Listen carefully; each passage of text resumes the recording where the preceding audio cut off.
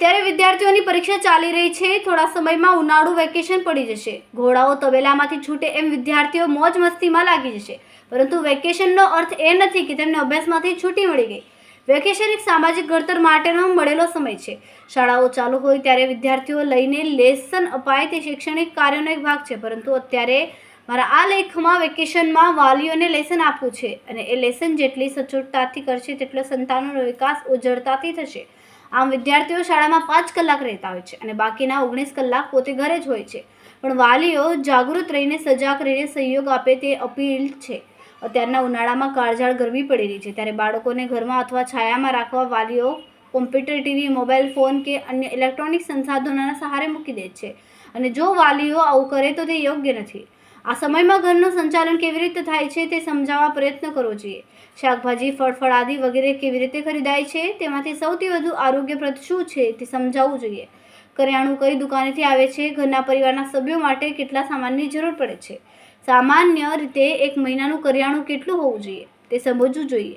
ઘરમાં સાફ સફાઈ માટેના કામમાં સૌથી અગત્યનું કામ છે કચરા વાળવા અને પોતું કરવાનું।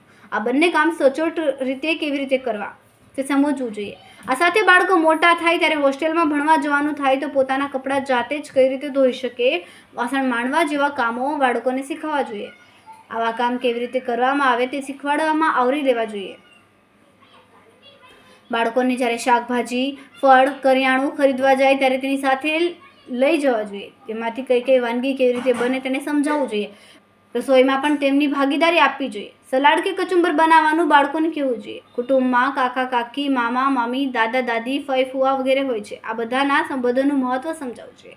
તેની સાથે ભાવનાત્મક લગાવ રહે તે માટે તેમના ઘર સુધીનો પ્રવાસ કરાવવો જોઈએ।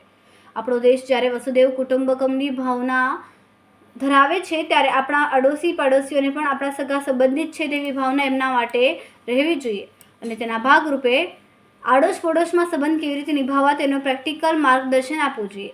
સવારે જાગ્યા અને રાત્રે સુધા સુધીમાં જેટલા પણ કાર્ય કરવાના હોય છે, દિવસમાં કેટલા પણ મદદ લીધા વિના કઈ રીતે પાર પાડવા તેની ટેવ વિકસાવવી જોઈએ। દાખલા તરીકે નાહવું, પોતાના કપડાં જાતે પહેરવા, પોતાની થાળી ધોવી, કપડાં સંકેલીને મૂકવા, બૂટ ગોઠવવા, બૂટ સાફ કરવા અને પથારી પાથરવી। વેકેશન છે તો તેનો સદુપયોગ કરવા, બાળકોમાં જ્ઞાન, ધર્મ, આધ્યાત્મિક અને સાંસ્કૃતિક વારસાનું સિંચન થાય તેવા સ્થળોનો પ્રવાસ કરવો જોઈએ। જીવનમાં ધર્મ શા માટે જરૂરી છે તેનો અર્થ સમજાવવો જોઈએ। વડીલોને આદર અને સરખી ઉંમરનાઓ સાથે મિત્રચારી કેળવવાના ગુણ રેડવા જોઈએ। સાંદિક રમતોના કારણે તેમના એકલતાની ભાવના વિકસે છે માટે બાળકોને ભેગા કરીને સાંદિક રમતો રમાડવી જોઈએ। તેમ ન કરી શકાય તો RSSની નજીકથી આ શાખામાં અવશ્ય મોકલવા જોઈએ। વેકેશનના અભ્યાસના પુસ્તકો ભલે ન હોય પરંતુ લાઇબ્રેરીના પુસ્તકો તરફ વળે તેવી પ્રેરણા અવશ્ય આપવી જોઈએ। જીવનના પહેલા 25 વર્ષ જ્ઞાન સાધના અને ઉત્તમ આરોગ્ય જાળવવામાં કાઢશો તો બાકીની આખી જિંદગી ઉજ્જવળ ભવિષ્યમાં જશે તેની ખાતરી છે।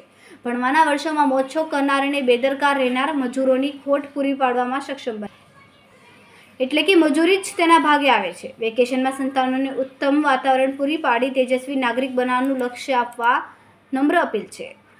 શાળાઓમાં 2 વાર વેકેશન આવે છે। બાળકો 10 મહિનામાં શાળાઓમાં શિક્ષણ પામે છે તો વર્ષમાં 2 માસ વેકેશનમાં વાલીઓને તેમના સમય ફાળવવો જોઈએ તેવી આશા વ્યક્ત કરી હતી।